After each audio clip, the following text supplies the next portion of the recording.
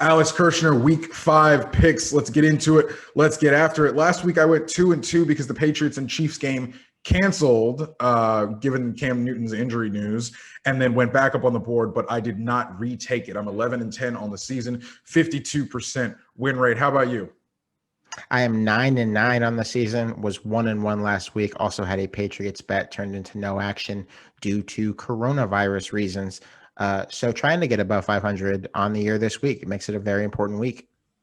Look, we're not digging out of holes right now, if nothing else. No. We are in a position of strength through the quarter pole of the season. We know a little bit about these teams. Hopefully we can make better, more educated decisions moving forward and finish quite a bit over 500. Week 5, Alex, let us get this bread starting with the Dolphins.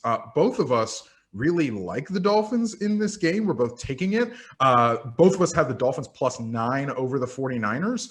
I think the Dolphins are a much improved football team. I saw them 2 weeks ago on Thursday night. Much to my dismay, I think they're pretty solid. They played the Seahawks very tough last week. And both of us agree that we don't think the 49ers are that good right now with either Nick Mullins or CJ Beathard.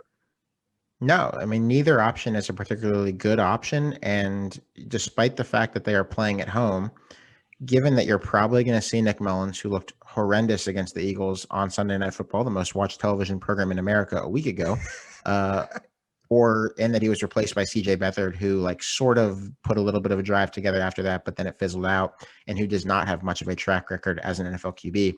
It's not clear to me why we should trust the 49ers against pretty much anybody in the NFL right now at more than a touchdown, with this being the QB situation. Don't care that they're at home. And like you said, the Dolphins are not the Dolphins of 2019. They're not necessarily good, but they are competent. They seem to have a plan, and I like them at that value for sure. We have another game the same this week, I believe, with the Chargers and the Saints. Am I correct? I have the Chargers in this game at an 8-point dog margin, and I feel very good about that because I like Justin Herbert, and I'm curious what your rationale is if I've got your pick right. I have total over 50 because I also like Justin Herbert.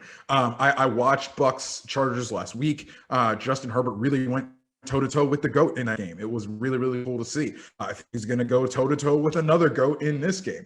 The Saints put up 40-something points on the Lions last week. Looked really good. I feel good about this hitting overs. We hit the over comfortably last week in Chargers Bucs by the end of the third quarter. I was sitting pretty. So I hope, again, with a lot of offensive firepower, we're again not exactly sweating this. I believe this is the Sunday night game. Might be the national television game. Yeah. Yeah, I don't want to be sweating this one late in that one. So for the B block, let's go into the games that we have different. I have Chiefs 13-point favorite over the Raiders. It's a high number. It's a very, very high number, but I'm going to take Mahomes here. I don't know. Is it the most rational play? Maybe not, but let's have some fun. I respect what you're doing here, and I think they're probably going to cover that, and I'm just too much of a coward and weakling to play a 13-point spread in an NFL game at this point in my life. But I envy you for doing it because, rationally speaking, I do not see why it shouldn't be a 2-touchdown victory, perhaps more. No disrespect to the Raiders, but it's Patrick Mahomes, and he's at the peak of his powers. I have 2 picks in a game involving my hometown squad, the Pittsburgh Steelers. Neither of them is the heart wants what the heart wants, doesn't it? Well, the heart wants the Steelers to win. The brain expects the Eagles to cover in Pittsburgh as 7-point underdogs. I think that a push is a pretty real risk as well, but you know what? Pushes happen. That's okay. I think there's a decent chance that the Eagles win outright or come pretty close. The Steelers are good. I'm happy with an undefeated start to their season, but they do not tend to play especially well against their cross-state sort of rivals. And I think more importantly, is it a good thing that the Steelers are coming off a COVID-created bye against Tennessee last week, or does it kind of break up a little bit of a good rhythm that they were in when they won 3 games in a row to start the year? I'm not sure. I also have to the same end under 56 in this game. The Steelers secondary is great. The Eagles quarterback situation, some people still believe in Carson Wentz. I don't think that many people, even Eagles fans, are feeling that great about him right now. And if Jalen Hurts gets reps, that's the kind of thing that speeds up the game because it means you're in a running package and you're trying to just move the ball on the ground, establish it, look as you at might you say. playing the possession game. So yeah, I have the Eagles and the under in that game. Richard, you've got a pick for us in Rams Washington football team. Yeah, I'm going to stay in the NFC East here tangentially. I'm taking the Rams -7 over Washington. They're starting Kyle Allen. Alex Smith may play if things go particularly badly for Kyle Allen. I know Kyle Allen did some nice things for the Panthers last year when he came in spot duty, but I love the Rams defense. I think the Rams offense, I'm hoping last week was a blip on the radar because they've been playing really well. Now, I know Washington's defense is fearsome, but Washington is not a good football team. They are good on one side of the ball. They're not good on both sides of the ball. And I do think the cream rises to the top and the Rams get this by over a touchdown. And so you take us out west here with your next pick, Alex. Yeah, I will take us out west. I've had a good bit of success this year betting on Seahawks and Seahawks-related outcomes, like the over in some cases. I'm going to go with the Seahawks this week, playing the Minnesota Vikings.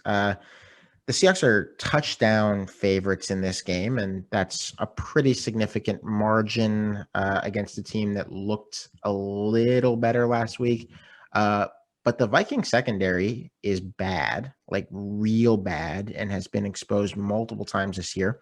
The pass rush has not panned out the way that I think they wanted when they acquired Yannick Ngakoue right before the season. And Russell Wilson and DK Metcalf and friends are not a good group to be playing against if you don't rush the passer well and you have a bad secondary. The game is in Seattle. So on the whole, I don't see a reason why Seattle should not win this game by a touchdown. It's another one that right on a number at 7, anytime you're right on a number at 7, you're sort of bringing a push into play a little bit more than you might prefer. But I think they can win this game by more than a touchdown and feel good about it. Richard, you've got a play involving the leader right now in defense value over adjusted, a great advanced stat DVOA that we like to talk about a lot. That's the Tampa Bay Bucks. And are you buying them against the Bears in the Thursday night game this week? I am going back to the well with the Tampa Bay Buccaneers. I'm taking them. I'm taking them 3.5 against the Bears on Thursday Night Football. It's funny. I wanted to go back to Seahawks Vikings. You know what the total in that game is? I didn't take it, but you know what the total in that game? It's 57. Well, I could find it on oddschecker.com. 57.5. Wow. That's a lot. Yeah, that's a lot. It is that's a lot. Quite steep. Yeah. But I'm taking Bucks 3.5 over the Bears. I don't think the Bears are very good. I think the Bucks are very good. I think the Bucks legitimately are one of the top 4 or 5 teams in the NFL right now at this very moment. You are sticking in the NFC South for our last pick of the week, Alex. Yeah, and I have nothing to say for myself. You don't feel good about it? What I'm about to do. The Falcons, the Atlanta Falcons, the 0-4 Atlanta Falcons, 1.5 point favorites over the Panthers at home.